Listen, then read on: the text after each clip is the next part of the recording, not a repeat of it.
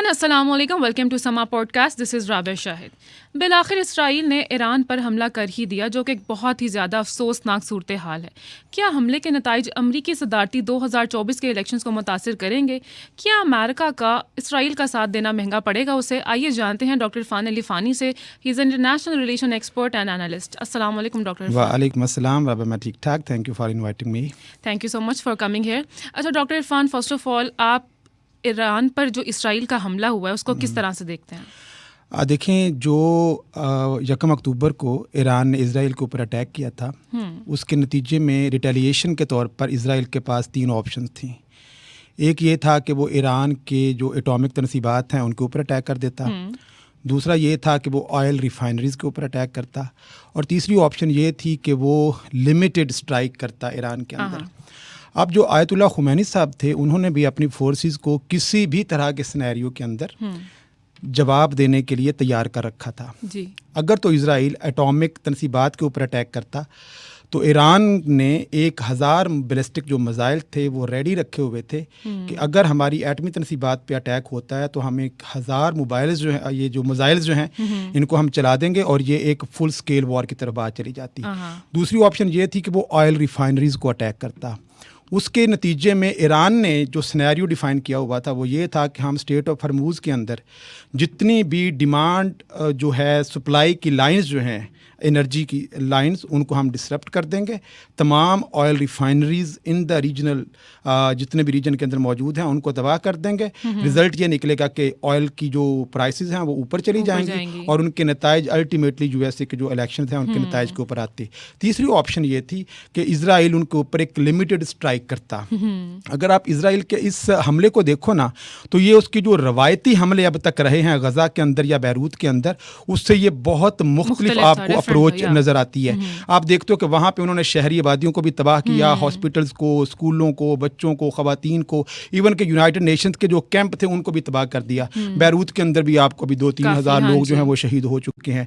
लेकिन ईरान के अंदर उन्होंने इंतहाई लिमिटेड स्ट्राइक की है और इस स्ट्राइक का जो रद्द अमल है वो क्या हो सकता है कि अब ये डिटरमिन करेगा कि कितना नुकसान ईरान का हुआ है इस अटैक के अंदर।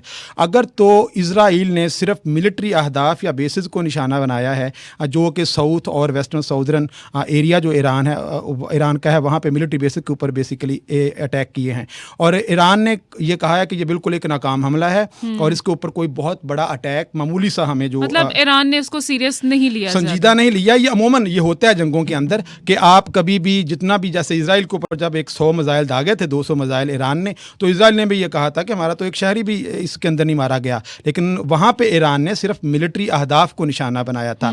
अब यहाँ पे आप देखो कि इजराइल ने भी अब बजाय शहरी आबादियों को निशाना बनाने के, ट्रांसपोर्टेशन को निशाना बनाने के, ऑयल रिफाइनरी या एटॉमिक तनसीबात को निशाना बनाने के, उन्होंने एक लिमिटेड स्ट्राइक की है और ये अप्रोच हमें जाहिर करती है कि इस वक्त इसको एस्केलेशन की तरफ जो इजराइल है अब मज़ीद ले जाना नहीं चाहता, जस्ट बिकॉज कि ईरान ने जो गुज़िश्ता हमला किया था उस हमले ने इजराइल को अब कंटेन कर दिया है। अच्छा। कि अब ज़ाहिरी बात है, आप देखो कि 1 अक्टूबर को अटैक किया था ईरान ने और अब 24 दिन गुजर चुके हैं। मतलब 3 हफ्तों के बाद जाके इजराइल जो है वो एक जवाब दे रहा है और जवाब भी एक कैलकुलेटेड किस्म का जो है वो जवाब दे रहा है। लिहाजा ईरान की तरफ से भी ये कहा गया कि ये बहुत बड़ा हमला नहीं है। लेकिन doctor Irfan, don't you think कि रद्द-ए-अमल आना चाहिए, ईरान की तरफ से जवाबी कार्रवाई होनी चाहिए? देखें, ये तो पहले दिन से बात तय है कि जब एक मुल्क दूसरे मुल्क की सॉवरेनिटी को जो है वो उसके खिलाफ जाएगा तो उसका जवाब तो उसको मिलेगा।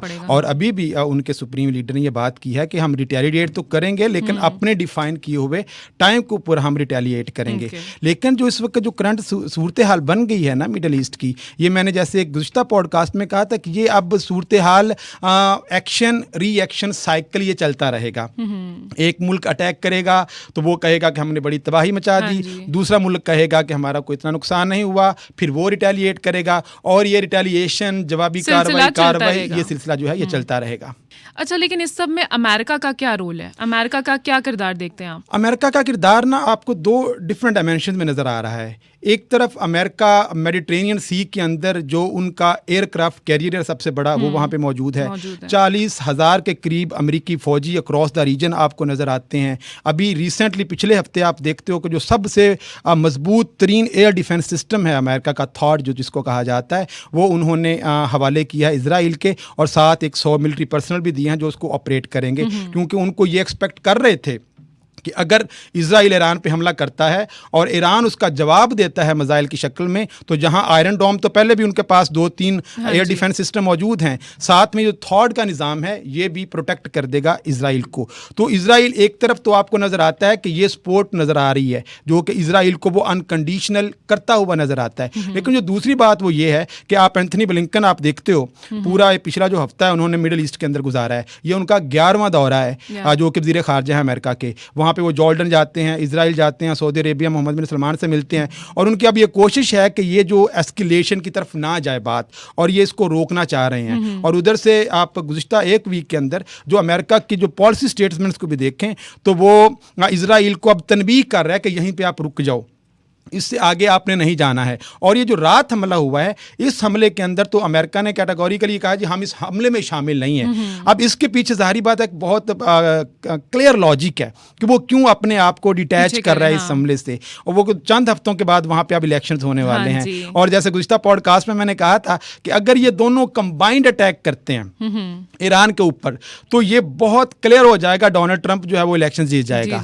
ठीक है, और अब वो डिटैच इसलिए कर रहे हैं कि अगर इस हमले के नतीजे में ईरान कोई ऐसी कार्रवाई करता है, एक और यूएस इलेक्शंस के अंदर ना एक टर्म इस्तेमाल होती है, अक्टूबर सरप्राइज उसको कहते हैं, अक्टूबर सरप्राइज, कि अचानक से कोई एक ऐसा इवेंट आ जाता है जो करंटली एग्जिस्टिंग पोल बता रहे होते हैं कि फलां पार्टी जीत जाएगी, वो उसके अगेंस्ट चला जाता है वो सरप्राइज। अब ये जो हमला है, क्योंकि ये एक नपातुला सा हमला था और अमेरिकन गवर्नमेंट जो है वो अपने आप को इससे डिटैच कर रही है, और डिटैचमेंट के पीछे जो रीज़न है वो यही है कि कहीं अमेरिकन इलेक्शन के जो नताइज हैं उनके ऊपर कुछ गैर मुतवक्के जो असरात हैं वो मुरतब ना हो जाएं। अच्छा, एक ये भी तो बात है ना कि 7 अक्टूबर को जो हमास के हमले हुए थे उसके ऊपर गजा और बैरूत में जो सूरत हाल है वो सबके सामने है, तो इसमें ज़्यादा नुकसान आप किसका देखते हैं, इसराइल का या हमास का? देखिए, 4 ऑब्जेक्टिव थे बेंजामिन नेतन्याहू ने जब ये जंग शुरू की ना, तो उसने कहा जी मेरे 4 मकसद हैं इस जंग के। पहला मकसद क्या है कि मैंने इजरायली हॉस्टेजेस को रिहा करवाना है जो कि अभी तक नहीं हो सके। दूसरा उनका मकसद क्या था कि हमने जो ईरान की एटॉमिक तनसीबात हैं उनको मुकम्मल तौर पे डिमोलिश करना है, जिसकी वो जुर्रत ना की है और ना वो दोबारा करेगा।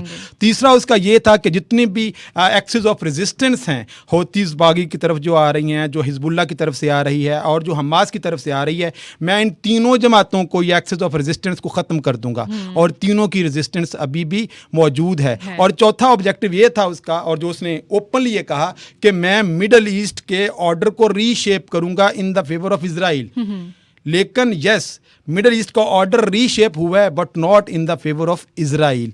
इस वक्त कोई 3,000 के करीब इजरायली जो अफराद हैं ना, जिसमें कोई 800 के करीब इजरायली फ़ौजी हैं, वो इस जंग में हलाक हो चुके हैं। अगर आप इजराइल की इकोनॉमी की बात करो तो वो डे बाय डे डिक्लाइन की तरफ जा रही है। देखिए, ईरान वो मुल्क है जो 2002 से अमेरिकन या यूरोपीय यूनियन की सैंक्शंस का मुकाबला कर रहा है, और वो अभी तक उसके अंदर इतनी रेजिलियंस है कि वो एक लॉन्ग जंग जो है वो इजराइल के साथ खेल सकता है और लड़ सकता है। लेकिन इजराइल के पास इतनी लंबी जंग लड़ने का 1948 से लेके आज तक कोई तजुर्बा नहीं है। वो 2 वीक्स की जंग या 3 वीक्स की जंग तक उसने वो लड़ी है, और उसके पास उसकी इकोनॉमी और उसका जो सिस्टम है एयर डिफेंस, वो इतने महंगे सिस्टम्स हैं कि वो millions and millions of dollars दिनों में ख़त्म हो जाते हैं जब आपने डिफेंड करना होता है मिसाइल्स को इंटरसेप्ट करने के लिए। और बहुत बड़ा जो पैसा की मिकदार है वो इस वक्त इजराइल से बाहर जा रही है।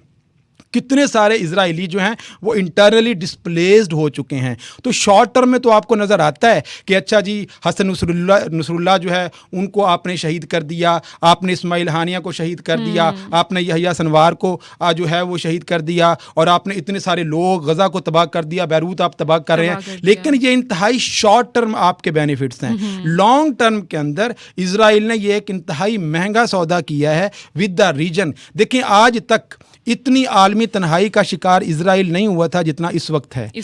यूरोप के अंदर इस वक्त स्पेन और फ्रांस जैसे ममालिक जो हैं वो आवाज़ें उठा रहे हैं कि इजराइल के ऊपर आम एम्बार्गो लगा दिया जाए, कि जितनी भी आर्म्स या वेपन्स इजराइल को यूरोपीय कंट्रीज जो हैं वो दे रहे हैं उनको रोक दिया जाए, और जितनी भी असिस्टेंस है उनको रोक दिया जाए। लिहाजा इजराइल करंटली हमें ज़ाहरन तो नज़र आता है कि वो बड़ा अग्रेसिव है और बड़ी तबाही मचा रहा है मिडल ईस्ट के अंदर, लेकिन लॉन्ग टर्म के अंदर इजराइल का जो नुकसान है वो ज़्यादा है। अब देखें, इसको हम कंपेयर करते हैं कि हमास के क्या मुतालबे थे, या जब उन्होंने ये जंग की तो उन्होंने क्या कहा। पहला डेंट तो उन्होंने उसी दिन डाल दिया था 7 अक्टूबर को, कि जब उन्होंने 1200 के करीब इजरायली मार दिए, ठीक है। और वो ये डेंट था कि पूरी आलमी दुनिया ये समझती थी कि अच्छा जी इजराइल जो है ना वो अपने शहरियों की हिफाजत कर सकता है, लेकिन एक हमास जैसा मिलिशिया छोटा सा ग्रुप जो है उसने आके 1200 जो इजराइली हैं वो मार दिए, और दुनिया का ये जो था कि वो बहुत अपने लोगों को सिक्योर कर सकता है, ये ख्वाब तो चिकनाचूर हो गया कि इजराइल जो है वो नाकाबिले तस्खीर नहीं है और वो अपने शहरियों की हिफाजत नहीं कर सकता है। दूसरा ये है कि आपको यूरोप के अंदर भी के खिलाफ आवाज़ें उठती हुई नजर आती हैं, और तीसरा ये है कि इस वक्त वो आलमी तन्हाई का जिस तरह से शिकार हो चुका है, पहले कभी तारीख में इस तरह से शिकार नहीं हुआ। और चौथी बात ये है कि अभी मिड सितंबर के अंदर जो करारदाद यूनाइटेड नेशन की जनरल असेंबली में पास की गई, 124 कंट्रीज ऐसे थे जिन्होंने इजराइल की जो ऑक्यूपेशन है उसको इलीगल करार दिया, और ये कहा कि जितनी सेटलमेंट इसराइल ने बनाई हैं उनको वापस किया जाए, और जितने यूनाइटेड नेशंस के दफ्तर उसने तबाह किए हैं उनको रिकंस्ट्रक्ट किया जाए। तो मतलब बहुत ज़्यादा प्रेशर है इस वक्त इजराइल के ऊपर। तो अच्छा डॉक्टर इरफान, यहीं पर लास्टली मैं आपसे ये भी जानना चाहूँगी कि अब आगे क्या होने जा रहा है, क्योंकि आपको लगता है कि ईरान रिटेलिएट करेगा, जवाबी कार्रवाई करेगा, और अमेरिका पर क्या मतलब इसका असर पड़ सकता है? यूएस इलेक्शंस बहुत करीब हैं। देखें, ये इस वक्त ना जो सिचुएशन है, जैसे मैंने शुरू में कहा था एक्शन रिएक्शन साइकिल तो ये चलना है, लेकिन मेरा जहाँ तक ख्याल है ना, ईरान अब रिटेलिएट करने में वो भी थोड़ा सा टाइम लेगा। अभी ये डिटरमिन करेगा कि अभी तो जो it is very too early to say कि ईरान क्या है, अभी तक तो हमारे पास वो सारी इतलात भी नहीं आई कि नुकसान हुआ क्या है। ये अब डिटरमिन करेगा कि जितना ज़्यादा लॉस ईरान का होगा उसी मिकदार से और उतना ही कैलकुलेटेड जो रिस्पॉन्स है वो ईरान की तरफ से आएगा। ये कब आएगा ये खुद वो रियासत डिफाइन करेगी कि what would be the right time to retaliate. और अगर इसमें आप अमेरिका के किरदार या अमेरिका के ऊपर असरात की बात करते हो तो वो ये है कि अमेरिका की कोशिश पहले दिन से ये है कि वो अपने आप को इस कॉन्फ्लिक्ट से दूर रखे। एक तो यूक्रेन के अंदर वो फंसा हुआ है, दूसरा चाइना जो है वो साउथ चाइना सी के अंदर इमर्ज हो रहा है। एक तरफ अब आप देखते हो ब्रिक्स की जो कॉन्फ्रेंस हुई है काजान सिटी के अंदर, रशिया के अंदर, दुनिया के 20 ममालिक जो हैं वो वहाँ पे इकट्ठे हो गए, चाइना वहाँ पे, इंडिया वहाँ पे, रशिया वहाँ पे। तो मतलब इतनी कुछ 40% ऑफ वर्ल्ड पॉपुलेशन एक जगह पे उनके लीडर्स इकट्ठे थे। तो अब ग्लोबल नॉर्थ और ग्लोबल साउथ की आपको डिवीजन नजर आ रही है। एक ग्लोबल साउथ, और उन्होंने फिर महमूद अब्बास को इन्वाइट किया हुआ था जो पैलेस्टाइन के prime minister was invited by the BRICS summit. तो उनको जाहिर बात है अगर उनको इनवाइट किया था तो वो वहाँ पे गज़ा की सूरत हाल पे भी बात हुई होगी। तो इस वक्त ये जो गज़ा के अंदर मगरबी हिपोक्रेटिक अप्रोच है उसने ग्लोबल साउथ को ये सोचने पे मजबूर कर दिया है कि जो करंट ग्लोबल वर्ल्ड ऑर्डर है वो पूरी दुनिया के जो राइट्स हैं उनको प्रोटेक्ट नहीं कर पा रहा, ये चंद रियासतों के राइट्स को प्रोटेक्ट कर रहा है। लिहाजा इसको काउंटर करने के लिए एक नया वर्ल्ड ऑर्डर तश्कील दिया जाएगा जिसकी जो लीडिंग फोर्सेस होंगी वो ग्लोबल साउथ की तरफ से होंगी। अभी ब्रिक्स हुआ, अभी SCO जो पाकिस्तान के अंदर भी हुआ, उसमें भी अगर आप देखो तो तमाम के तमाम ममालिक जो लीडर्स हैं वो आते हैं, और जहाँ वो फाइनेंशियल कॉपरेशन की बात करते हैं वहाँ पे वो सिक्योरिटी से रिलेटेड कॉपरेशन की भी बात करते हैं। तो आने वाले दिनों में ये आवाज़ें बड़ी शिद्दत से उठेंगी, क्या यूनाइटेड नेशंस या दीगर जो इंटरनेशनल क्रिमिनल कोर्ट या इंटरनेशनल कोर्ट ऑफ जस्टिस जैसे जो अदारे हैं क्या वो आलमी कॉन्फ्लिक्ट्स को रिजॉल्व कर भी पाएंगे या उनकी बजाय एक नया वर्ल्ड ऑर्डर तश्कील दिया जाएगा। Well, thank you so much doctor Irfan, आपने अपना एनालिसिस दिया एंड लेट्स सी आगे क्या सूरत हाल होती है। ईरान जवाबी कार्रवाई करता है या नहीं ये हमें देखना होगा। इसी के साथ हमें दीजिए इजाज़त, आपसे मुलाकात होगी इंशाल्लाह नेक्स्ट पॉडकास्ट में। तब तक के लिए बाय बाय।